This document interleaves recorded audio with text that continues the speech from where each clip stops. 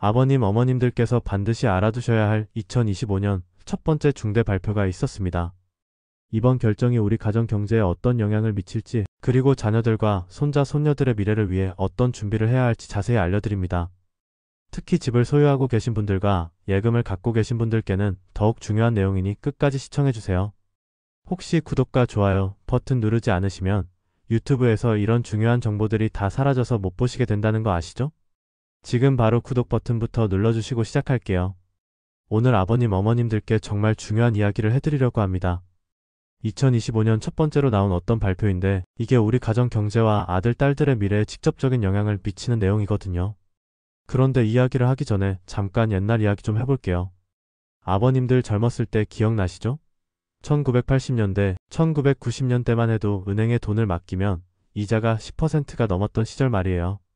그때는 정말 돈을 은행에 넣어두기만 해도 불어났었잖아요. 저희 아버지도 그런 얘기를 많이 해주셨어요. 그때는 은행 이자가 워낙 좋아서 정기예금만 해도 목돈 만들기가 쉬웠다고요. 그런데 지금은 어떤가요? 은행 이자가 겨우 3%대인데도 요즘 이자 좋아졌다고 하는 세상이 되었죠. 그런데 여기서 궁금한 게 생기거든요. 도대체 이 은행 이자를 누가 어떻게 정하는 건지 아버님, 어머님들께서 정확히 아시나요?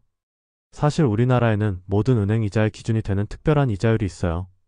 이게 바로 기준금리라는 건데 한국은행이라는 곳에서 정하거든요. 이 기준금리가 오르면 우리가 은행에서 받는 이자도 오르고 반대로 내리면 이자도 내려가요. 그리고 대출 이자도 마찬가지로 따라서 움직이고요. 그런데 이 한국은행이 얼마나 신중하게 이 기준금리를 정하는지 아세요?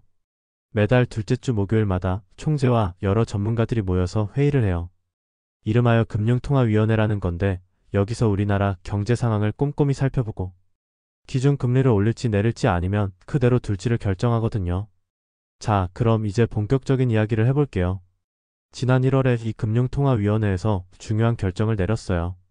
바로 기준금리를 2.5%로 그대로 두기로 한 거예요. 아, 그냥 그대로 둔 거네? 하고 생각하실 수도 있는데 사실 이게 생각보다 큰 의미가 있거든요. 왜냐하면 많은 전문가들이 금리를 더 내릴 것이라고 예상했었기 때문이에요. 그럼 왜 한국은행에서 금리를 그대로 두기로 했을까요? 첫 번째 이유는 물가 때문이에요. 요즘 아버님, 어머님들도 장 보시면서 느끼시죠? 야채값이 좀 올랐네 하시면서요. 실제로 농산물 가격이 올해 들어 조금 올랐어요. 하지만 전체적으로 보면 물가가 너무 많이 오르지는 않고 있거든요. 전문가들이 말하는 소비자 물가 상승률이라는 게 있는데 이게 지금 2.1% 정도예요. 이 정도면 적당한 수준이라고 봐요. 너무 높지도 않고 너무 낮지도 않고요. 물가가 너무 많이 오르면 우리 생활비가 부담되잖아요. 그런데 반대로 물가가 너무 안 오르거나 떨어지면 경제가 침체될 수 있어서 그것도 문제거든요. 두 번째는 우리나라 경제 성장 때문이에요. 올해 우리나라 경제가 작년보다 0.9% 정도 성장할 것 같다고 해요. 처음에는 0.8% 성장할 거라고 했는데 조금 더 나아진 거죠. 뭐가 좋아졌는지 보면 우선 우리가 물건을 사는 소비가 늘었어요. 정부에서 추가로 예산을 써서 경제를 돕기도 했고 사람들 마음이 조금 나아진 것도 영향을 줬거든요. 그리고 수출도 좋아졌는데 특히 반도체하고 자동차를 많이 팔았어요. 하지만 한편으로는 걱정되는 부분도 있어요.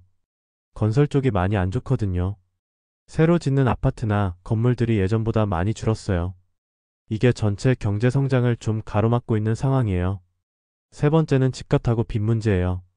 아버님, 어머님들도 뉴스에서 많이 들으셨을 거예요. 서울 집값이 또 오르고 있다고요. 특히 강남 쪽이나 좋은 동네들 집값이 많이 올랐거든요. 그리고 가계부채, 쉽게 말해서 일반 가정들이 은행에서 빌린 돈이 너무 많다는 것도 문제예요.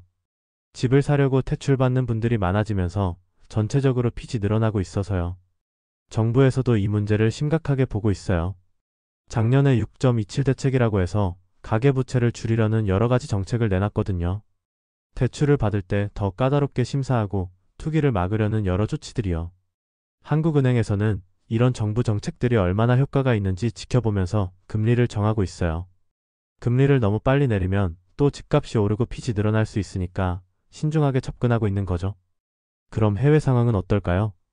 미국하고 중국이 무역 문제로 계속 싸우고 있는 거 아시죠? 요즘은 관세를 서로 올리고 내리고 하면서 협상을 하고 있는데 이게 전 세계 경제에 영향을 주고 있어요. 미국 경제도 예전만큼 활발하지 않아요. 일자리도 예전보다 늘어나는 속도가 느려지고 사람들이 돈 쓰는 것도 조금씩 줄어들고 있거든요. 유럽이나 중국도 마찬가지로 경제가 예전만큼 잘 안 돌아가고 있고요. 이런 상황에서 우리나라도 영향을 받을 수밖에 없어요.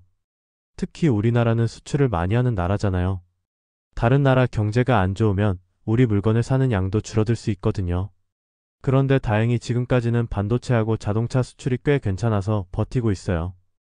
특히 인공지능 붐이 일면서 반도체 수요가 늘어난 것도 도움이 되고 있고요.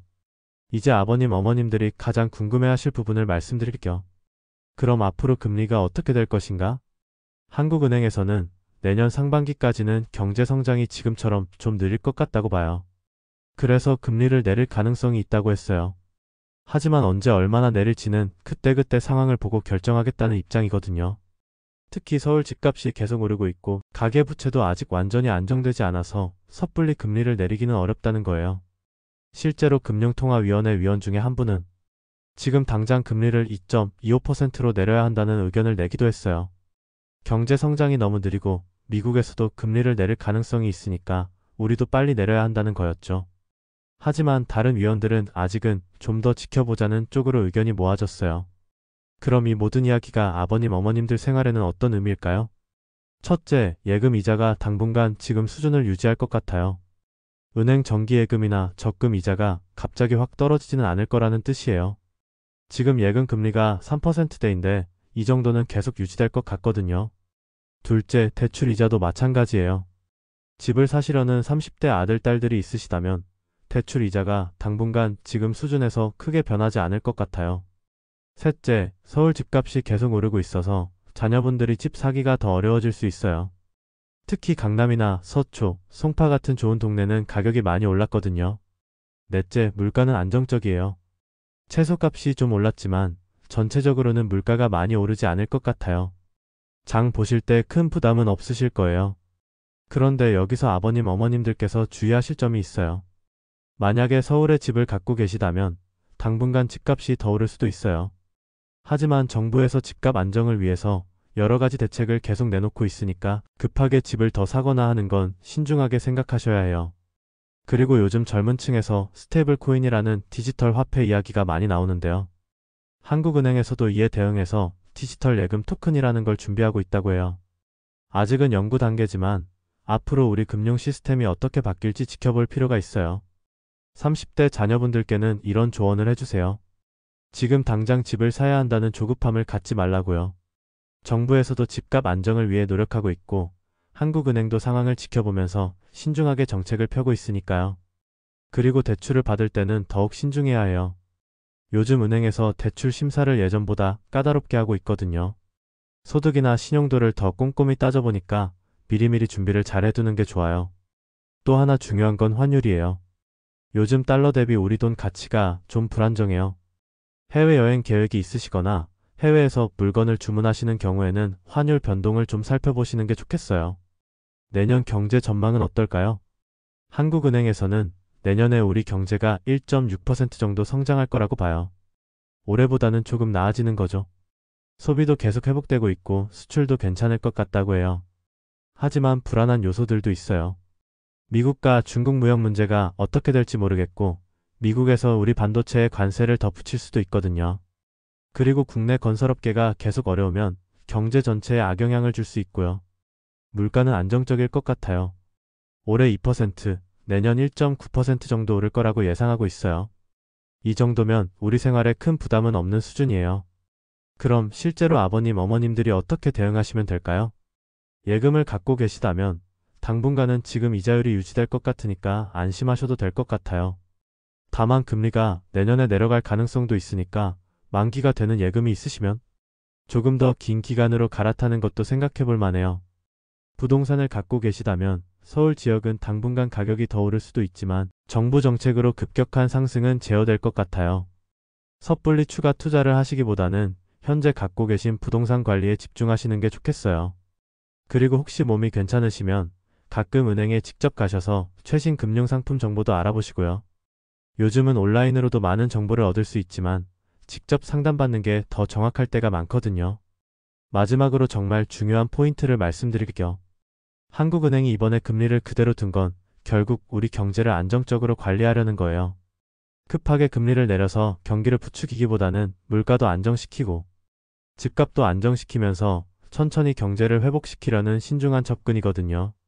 이게 장기적으로는 아버님, 어머님들과 자녀분들에게 더 도움이 될 거예요. 갑작스러운 변화보다는 예측 가능한 안정성이 가정 경제 관리에는 더 좋거든요. 앞으로도 매달 이런 금융통화위원회 결과가 나올 때마다 관심 있게 지켜보시면 좋겠어요. 우리 생활과 직결되는 중요한 정보들이니까요. 오늘 말씀드린 내용들 자녀분들과도 한번 대화해 보세요. 특히 대출이나 집 구매를 계획하고 있는 분들이라면 더욱 유용한 정보가 될 거예요. 이런 경제 정보들을 계속 쉽고 정확하게 전해드릴 수 있도록 구독과 좋아요, 그리고 알림 설정도 꼭 부탁드려요.